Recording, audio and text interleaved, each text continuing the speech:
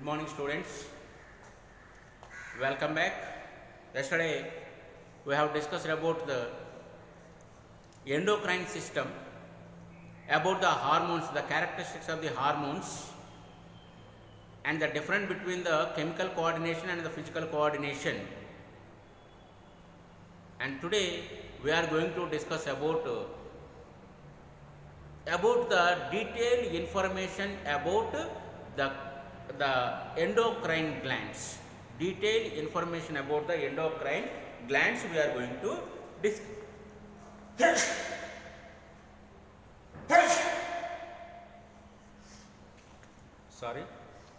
Detailed information about the endocrine glands we are going to discuss today. Okay. As already I given the list of the endocrine glands. So many endocrine glands are presented in our body. But as per our syllabus, as 10th standard state syllabus or the ICSE syllabus, we are going to discuss about the 5 endocrine glands. 5 endocrine glands. Those are the pituitary gland,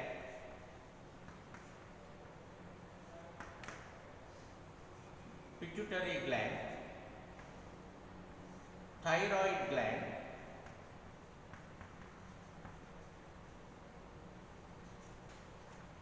adrenal gland,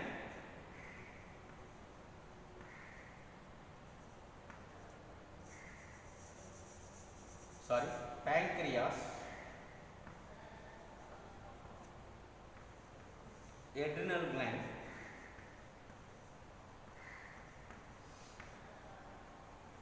and the gonads. See, order wise from the top to bottom. Okay, pituitary gland present at the base of the brain. Okay, and thyroid gland is present at the neck. Pancreas is present at the abdominal cavity. Adrenal gland present on the top of the kidney. Gonads are presented at the reproductive system of the female as well as the male. So these are the 5 endocrine glands we are going to discuss. But today I am going to give you detailed information about the pituitary gland. Okay, let us discuss about the pituitary gland. When you see the brain,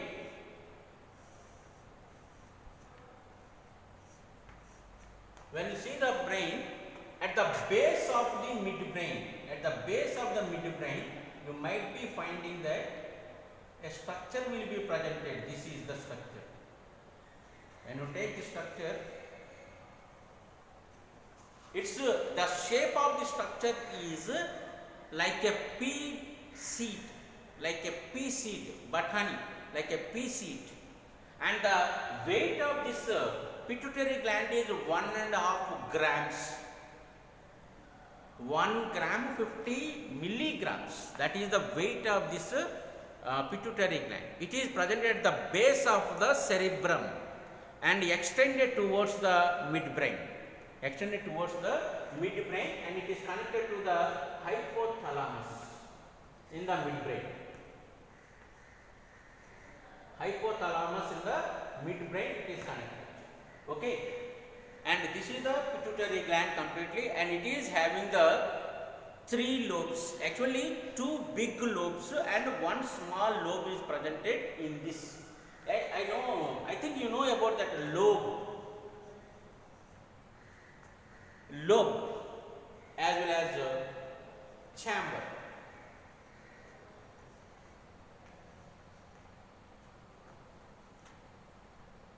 Chamber means it is a room-like structure where it is internally divided, but externally it is not divided. Interconnection will be there in the chambers. But lobe, it is internally as well as externally it is divided, separated. That is called as a lobe. Okay, and here 3 lobes are presented. Actually in the human beings, only 2 big lobes will be presented and 1 small lobe will be presented there. But when some lower grade animals, all the 3 lobes will be presented in a equal proportion. Okay, so let us see that what are the lobes.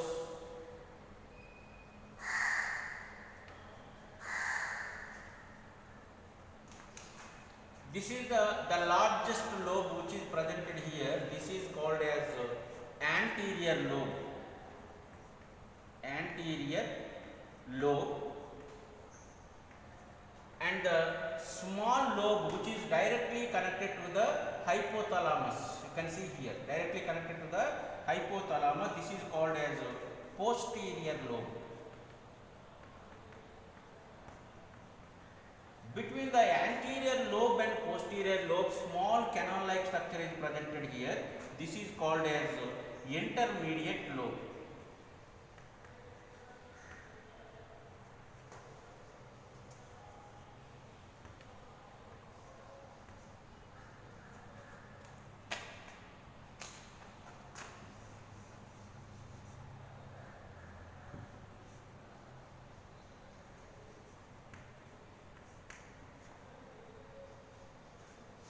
Intermediate lobe. Here the three lobes are presented in the pancreas. Okay, and these three lobes are separately, they secrete their respective hormones. First of all, one by one we will discuss. Anterior lobe, the hormones that are secreted by the anterior lobe.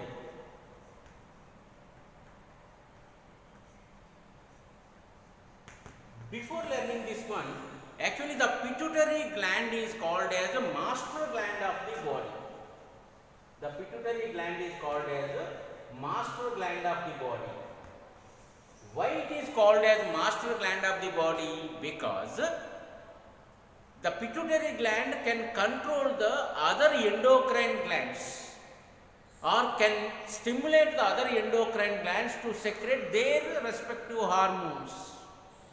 That means the functioning of other endocrine glands of the body are completely controlled by pituitary gland. So, the pituitary gland is called as master gland of the body. But this master gland of the body is controlled by hypothalamus. This master gland of the body is controlled by hypothalamus. For example, if there is a lesser growth in any body parts, growth of the body is responsible by pituitary gland. Otherwise, if sugar level is increasing in the body, sugar level is increasing in the blood, so the sugar control should be by pancreas. That means insulin should be released. So the pancreas will be controlled by pituitary gland, and the pituitary gland is controlled by hypothalamus. Where the sugar level is increasing, immediately hypothalamus will give the triggering to the pituitary gland to produce the pancreas stimulating hormone, and that hormone is stimulating the pancreas to produce the insulin, and the insulin will control the sugar, reduces the sugar level in the blood. That is why hypothalamus controls the master gland of the body, that is the pituitary gland, and this master gland of the body, because of it, controls all other endocrine glands. Okay, I hope you understood this one. Why the pituitary gland is called as master gland of the body. Okay, now let us learn the anterior lobe. The hormones secreted by the anterior lobe is growth hormone,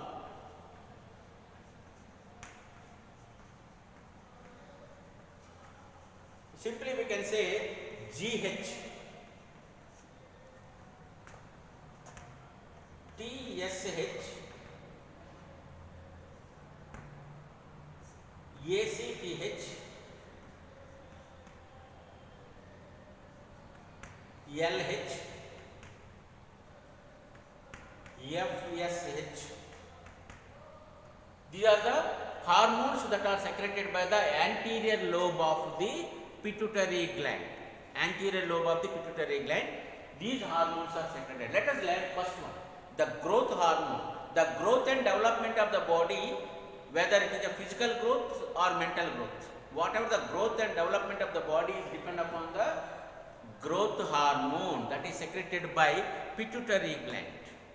Okay, usually in the males the let me erase this one first.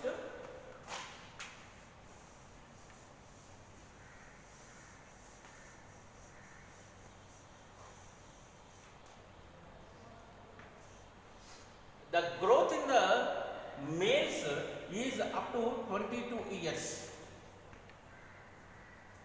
and growth in this is in the males, and growth in the female body up to 18 years. So the growth will be occur in the males and females in the certain age period. After that, growth will not be occur. Okay. So in this age, suppose if you take the males 22 years, females 18 years growth. So in this growth period, if the growth hormone is secreted in a regular way, in a necessary amount or required amount by the pituitary gland, the person will be having the normal growth. The normal height of the person is 5 feet 3 inches. That is the normal height of the persons. If it is more than this or less than this, the person is affected in the growth. Less amount of the growth hormone creates the dwarfism,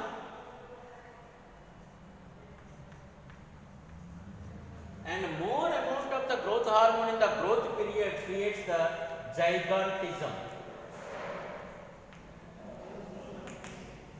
Gigantism means the person grows taller and taller and taller and taller.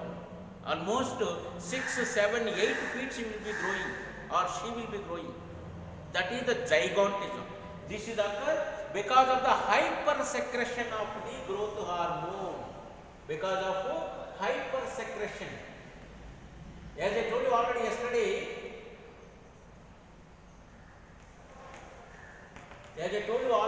that hypersecretion means secreting of the growth hormone in the more than the required quantity. More than the required quantity, that is the hypersecretion of the growth hormone. In such condition, this hypersecretion should be occur only in the growth period, and the condition is called as gigantism. The person will be growing and growing, and the person is called as giant. I think you might be seen a giant wheel, same like. How much big will be there, the giant wheel? The same way. The person will be taller and taller. 6, 7, 8 feet will be there, like that. Okay. And next, in the hyposecretion of the growth hormone causes dwarfism at the time of growth period. If the growth hormone is secreted less than the required quantity in the children, and that condition is called as dwarfism, the person will be below the normal growth. That means 4 feet to 3 feet to 2.5 feet, like that. Such condition is called as dwarfism, and the person is said to be as a dwarf, short person. This person is called as giant person. Gigantism, this is dwarfism. It is occur only in the children at the growth period. Hypersecretion creates gigantism, hyposecretion creates dwarfism. Okay. And in between these two, in the adult age,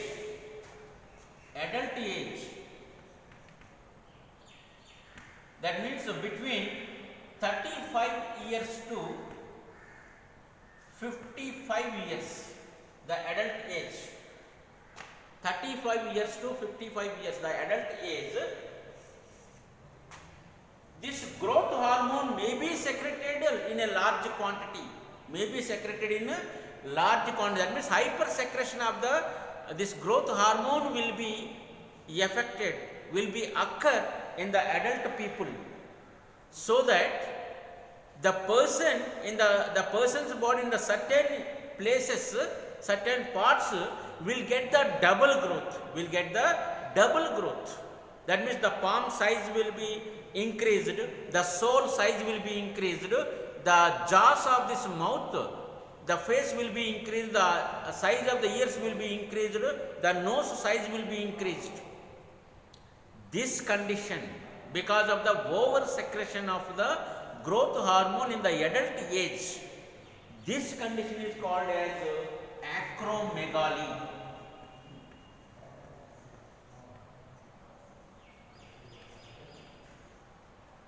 This condition is called as acromegaly.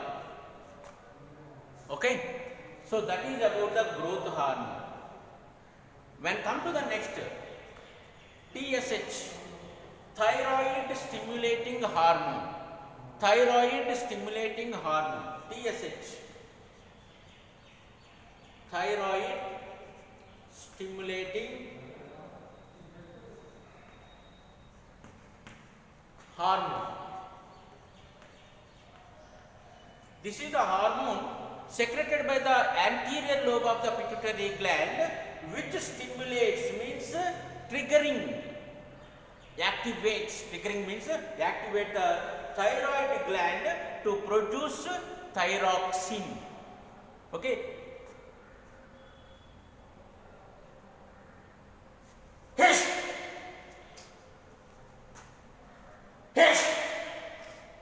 Sorry.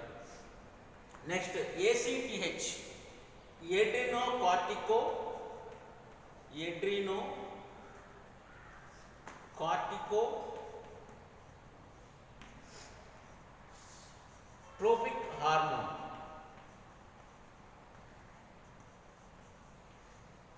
Adrenocorticotropic hormone, ACTH. This is also for stimulating, activating the adrenal cortex. Adrenal cortex. We will discuss about what the adrenal cortex later. Adrenal cortex to produce or to secretes the adrenaline, a hormone from this gland. Okay. And next one is LH, luteinizing hormone. Luteinizing hormone.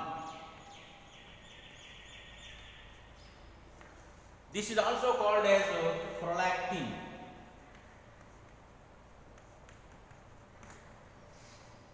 This is a very important hormone, sexual hormone, which activates the mammary glands to produce the milk in the females.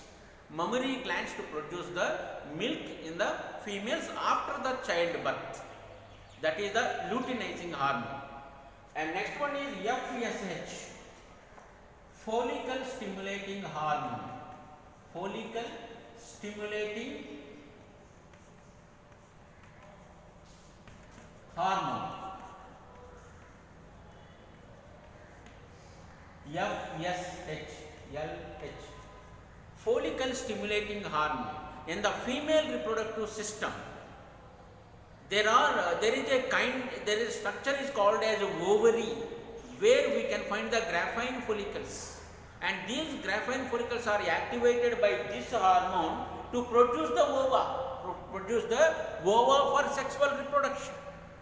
In the females, this LH as well as FSH are for females, not for the males. Remaining all for the every female as well as the males. Okay, and the TSH, ACTH, LH and FSH, these four hormones are called as trophic hormones. Trophic hormones. What is the meaning of trophic hormones? The hormones which are stimulating the other endocrine glands to produce their respective hormones. Those are called as trophic hormones, and these trophic hormones are secreted by pituitary gland, anterior lobe of the pituitary gland, anterior lobe of the pituitary gland. And after completing the anterior lobe of the pituitary gland, come to the learning about the intermediate lobe. This intermediate lobe, very small canal-like structure will be presented, and it is also secreted as a trophic hormone called as MSH, melanocytes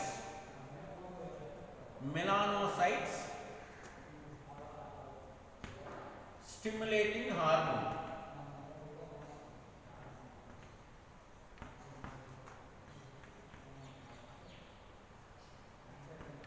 Melanocyte stimulating hormone. Here melanin, it is a pigment, color pigment which give color to the skin. Okay, the melanocytes which are presented in our skin are stimulated by producing the pigment called as melanin. That is because of this MSH. It is also a tropic hormone. Okay, so this is the anterior lobe of the pituitary gland and intermediate lobe of the pituitary gland, and now we are going to discuss about the posterior lobe of the pituitary gland.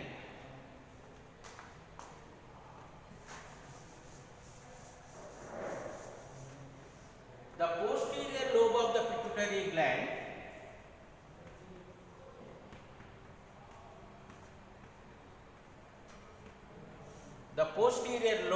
when you see the pituitary gland,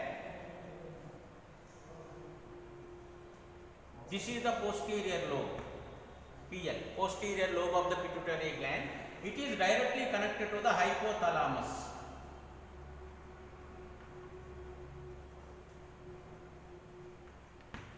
Actually, posterior lobe of the pituitary gland doesn't release any kind of hormone.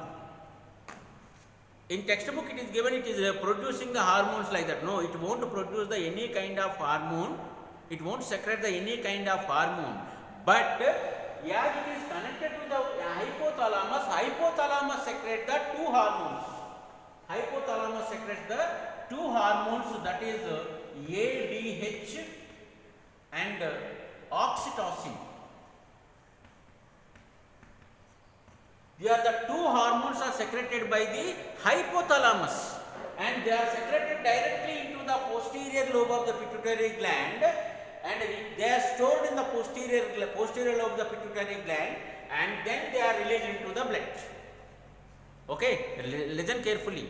The hypothalamus secretes the two hormones, that is ADH and oxytocin, and it is secreting them directly into the posterior lobe of the pituitary gland. There they are stored, from that they are poured into the blood. But posterior lobe won't secrete any kind of hormones. Okay, and this ADH full form is anti-diuretic hormone. Anti-diuretic hormone, ADH. So this is the anti-diuretic hormone which controls the water balance in the body.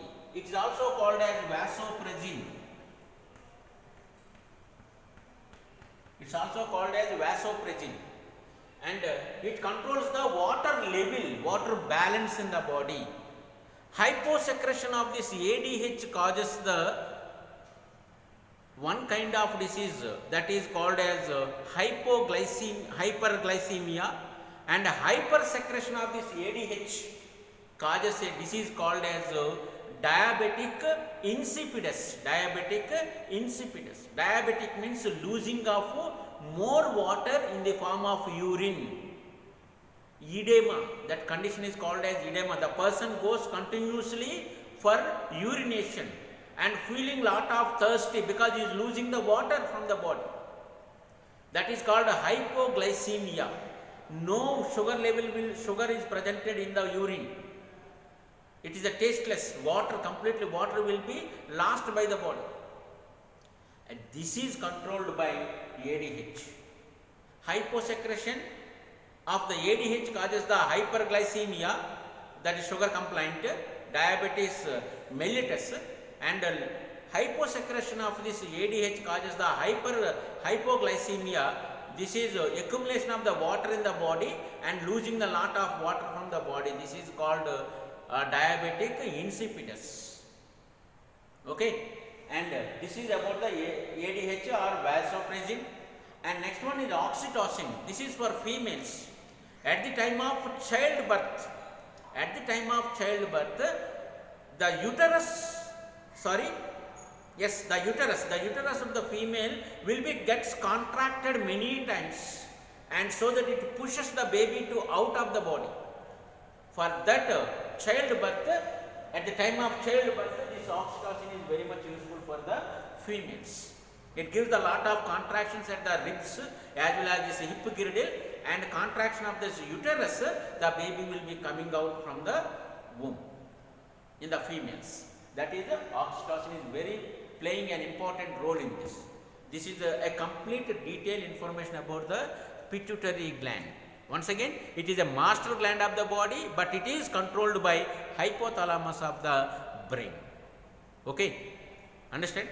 So, next video we are going to discuss about the other endocrine glands of the body. Thank you very much.